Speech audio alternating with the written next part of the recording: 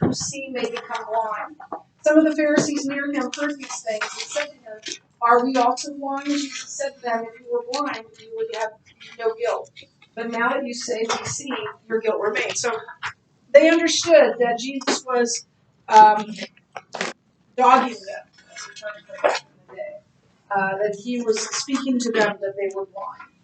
And then we talked about blind sinners and thieves and robbers. Truly, truly, I say to you, he who does not enter the sheepfold by the door, but climbs in by another way, that man is a thief and a robber. And we talked about how a thief doesn't go in the front door, or isn't let in the front door. They go in by another way. And so he is essentially calling the Jewish leadership thieves and robbers, which obviously wouldn't make them very happy. We talked about sheepfolds and what they're for. They're a place of shelter. And there were different kinds of sheepfolds, caves, some that were just thorn bushes, like a thorn bush wall, or something that looks more like that one. And then the curriculum talks about how a thief is one who breaks into a house to steal and usually enters somewhere other than the door. And so we're going to talk about that. So Jesus says, "I am the door to the sheep. I am the way in." And in John 14, he's going to say, "I am the way, the truth, and the life. Nobody comes to the Father except through me." And he's saying essentially the same thing. He's just saying it in a more poetic way, that I am the door to the sheep. I am the door that the sheep must go through to be safe, to be in the sheepfold. I am the only way into the sheepfold. And a lot of that is offensive to a lot of people, that those words of Jesus, that I am the only way. I am the only door to the sheep. But it's either true or it's false. And if it's true, then there is no other way. I'm pretty sure if we had a fire in this building, first of all, we wouldn't walk out the way we walk out. Yeah, really, yeah. Yeah, that's all right. Yeah, that's not my favorite class. And we, kind of just, and then we get to the door, and we can't figure out how to get out of the door, right? And I'm pretty sure that if there was an actual fire, we would really want to know the closest exit, right? And if there was only one exit, really want to know where that is. And we would get there in a hurry, right? We wouldn't be like, "That's not fair. There should be more than one door. Why is there not more than one door?" I say there's more than one door. If there's only one door, there's only one door. And that's what Jesus is saying. So we're going to talk really briefly about other ways that are not the door. Other religions that claim to be a way, or some claim to be the way. Yes. Depends on where the fire is, but no, we're supposed to go. Yeah. Unless the fire's there. We have a lot of ways to get out of here. So one of those is Buddhism. And Buddhism is based on what is called the Four Noble Truths. And if these Four Noble Truths are true, then Buddhism is true. And so the Four Noble Truths, I wonder if I can write this down. Okay, so the Four Noble Truths are this. The first one is life is suffering. That if we are going to be alive, we are going to suffer. Is that true? Does everyone suffer at some point in their lives? Yeah. I think that's essentially true. This says that existence involves suffering, but I think what the Buddhists are saying is that it is a universal experience. And then the second one is that the cause of suffering is desire. We want something, and we don't get it. I would really love to leave on Thursday for the mission trip with 2 knees that are not in pain. It would be really helpful for me if I didn't have 2 bad knees on that mission trip. I desire that. And a Buddhist would say, well, that's what's causing your suffering. Because if you didn't care about pain, then you wouldn't suffer. So the cause of suffering is desire. Do you think that's true? Yeah. I think like there's only so far you can go with that because suffering can be inflicted on you from outside whether or not you want something or not. So. Yeah, the Buddhist would figure out what it is that you're desiring. But yes, I hear you, yes. I mean, the reason sin entered the world was because we God because of our own desires. So the first cause was desire separation from God, as well as God's older stood here on earth. And so like the cause was our desire. That's so like of our suffering. Yeah, that's good. Yeah. I agree. Like, I don't know if it's necessarily the cause, but there's definitely a correlation between. It's almost like there will be no suffering if there is no desire. That's what they're saying. Yeah. So yeah, I agree. Yeah. I think also too in this culture that like we desire to be like what we see. Like social media is a very good example of this.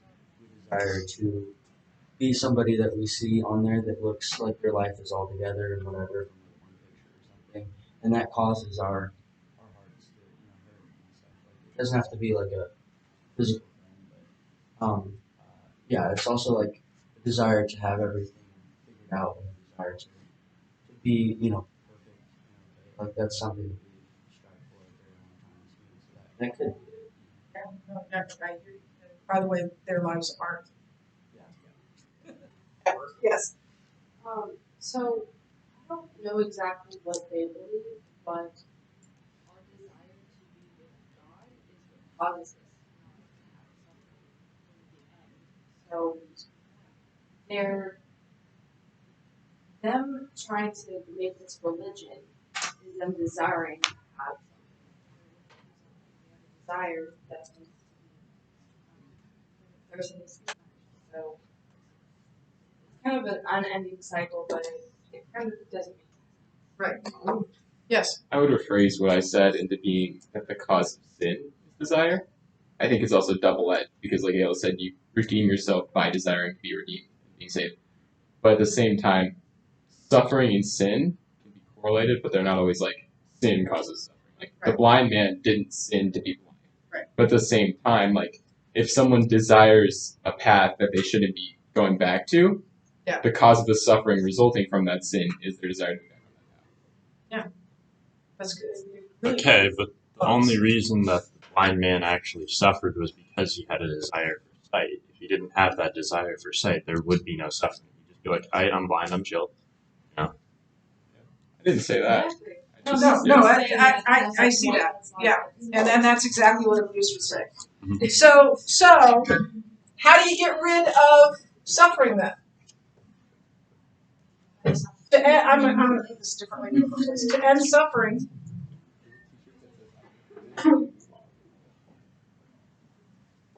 don't desire anything.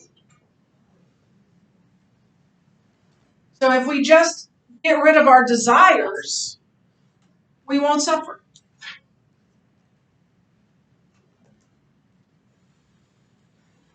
I don't know if that's true or not. But I doubt it's possible. And I also know that I don't want to live that way. Right?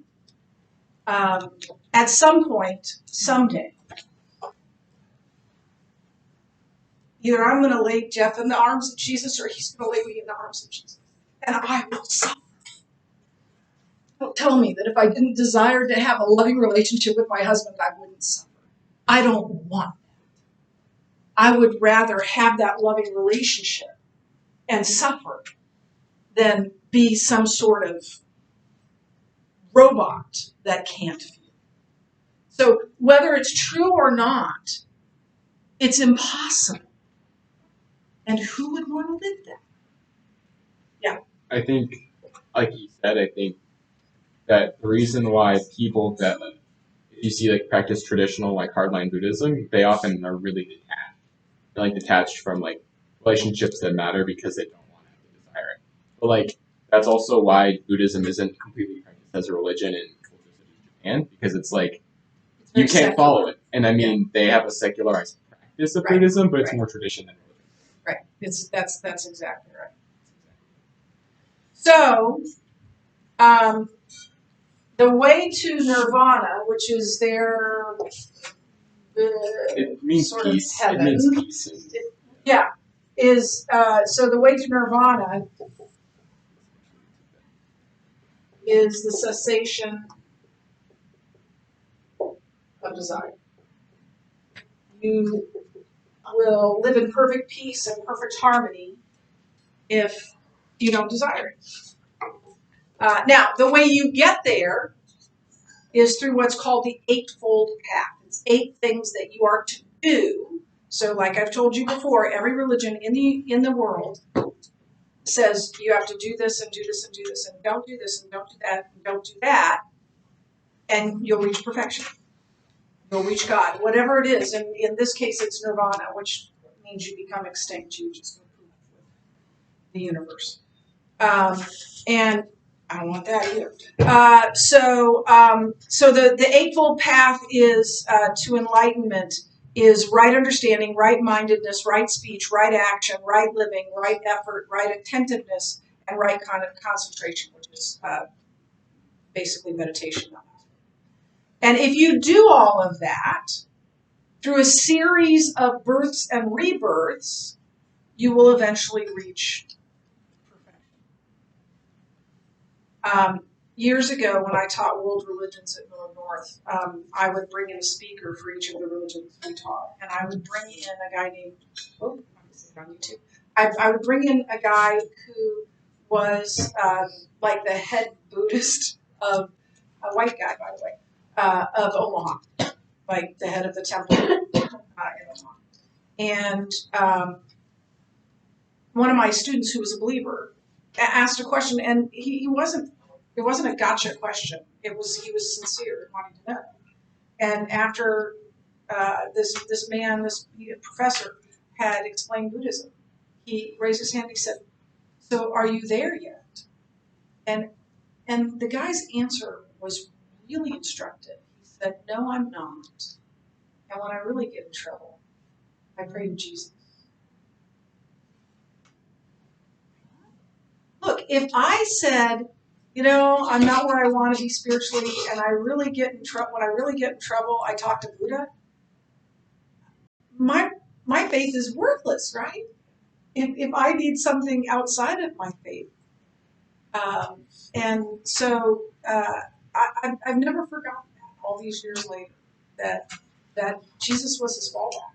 Jesus, you need a fallback? Why don't you just make Jesus your first choice, right? So that's Buddhism. Hinduism is, so Buddhists seek nirvana or seek desire. Hindus seek nirvana.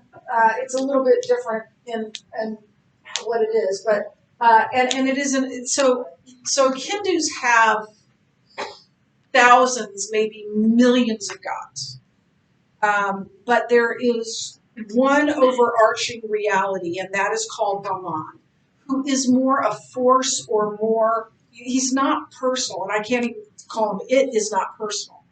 And when you reach nirvana, you just go poof into that ultimate reality. So what Hindus, and I'm not even going to read this now, what Hindus are,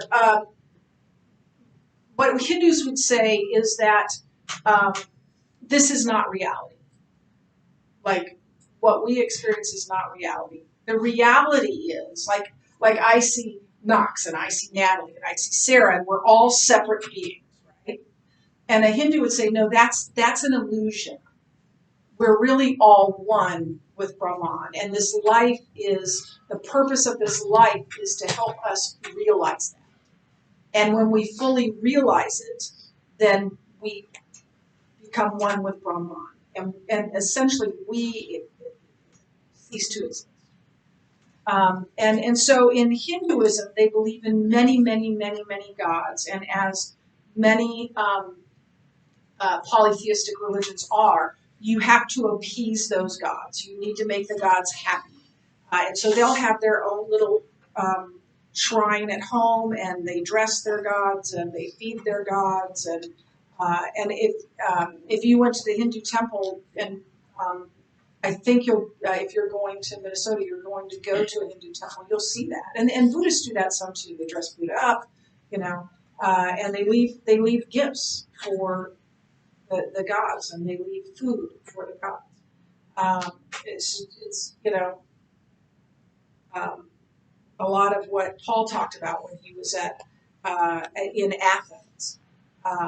It's really the same thing.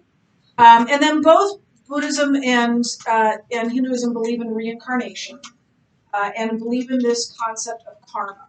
Now, karma isn't you reap what you sow.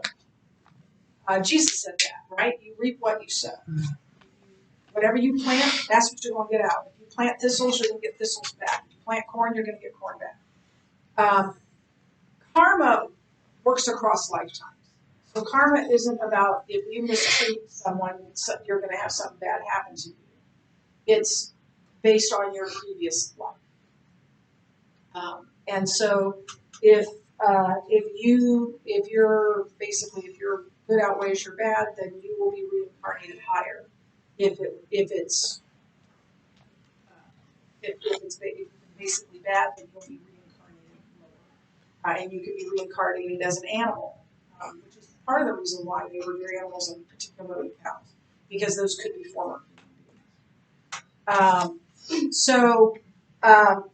Here's the thing, and I'm going to relate this to Christianity, and it's one of the many, many, many reasons I believe in Jesus. When bad things happen, what is the question that we always ask? Why? Why did that happen? And a lot of times, as followers of Christ, we don't really get an answer. Maybe we get some sort of answer, maybe we figure things out.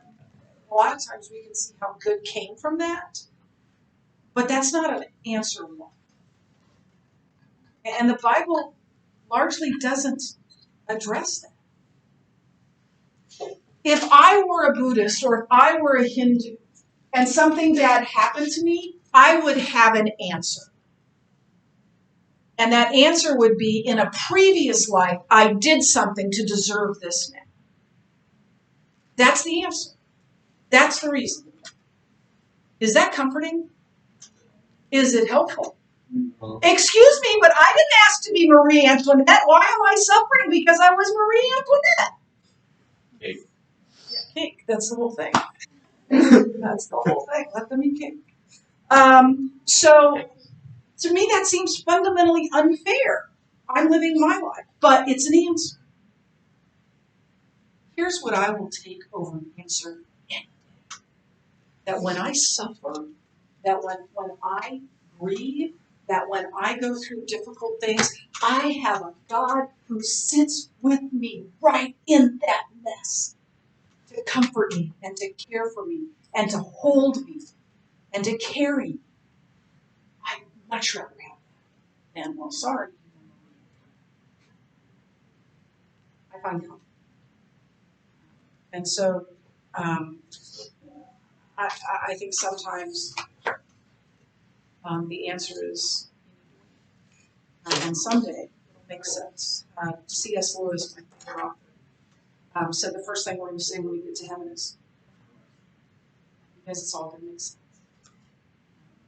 We will know fully, as we're fully known. And in Islam is different. Islam is a monotheistic religion. So there aren't many gods. There's no reincarnation. But they do see paradise, what we would call heaven, especially, I mean, it's a very patriarchal, patriarchs is all over, right? Patriarchal religion. And so they see paradise being a very sensual version of earth, like wine, women, song, multiple virgins at your disposal, all of that, if they keep the rules. And so in Islam, there are 5 pillars. And if you do these 5 things, then you get that sensual version of heaven. The first is the recitation of the creed, and all you have to do to be a Muslim is to say this and believe it. I'm going to say it. I don't believe it, so I'm not a Muslim. There is no God but Allah, and Muhammad is his prophet. If you say that in belief, you are a Muslim. But in order to be a Muslim that gets to paradise, you have to do 4 other things as well. One is making at least one pilgrimage to Mecca in your lifetime. So you go to Mecca, you walk around the box, you do these certain things, you pray. And if you're in Mecca, you pray toward the mosque in Mecca. And if you're outside of Mecca, you pray toward Mecca. And then the third thing is to give money to the poor, alms to the poor. They require a certain percentage. I think it's 6%. I'm not sure, but that's going way back to my lower north days trying to remember that. Praying 5 times a day, facing Mecca. And if you're in Mecca, you face the mosque. And if you're in the mosque, you face the front of the mosque. And 5 times a day. And then keeping the fast of Ramadan. And it's a week-long fast. Now, it's not really fast. Because when the sun goes down, they pick up. And then they go to eat from sunrise to sunset. And then they pick up. It's a big part. But you have to keep the month of Ramadan. What do all of these religions have in common? Yeah. They have like a code of laws. Yeah. There's stuff you've got to do. And if you do those things and you don't do these things, you will make your way to whatever is heaven or paradise or God or whatever, Brahman. You make your way there. Christianity, another reason why I believe Christianity is that it is the only religion that begins with the truth. You can't do it. Someone had to do it for you because you can't. So none of these religions seek the true God or come by the way of the door. They're all robbers. Any other way to God than Jesus does not lead to God. It leads someplace else. So we're going to stop there and we'll finish this tomorrow, I hope. Yeah, finish this tomorrow and take the quiz. And then we'll be on mission trips or maybe some time off.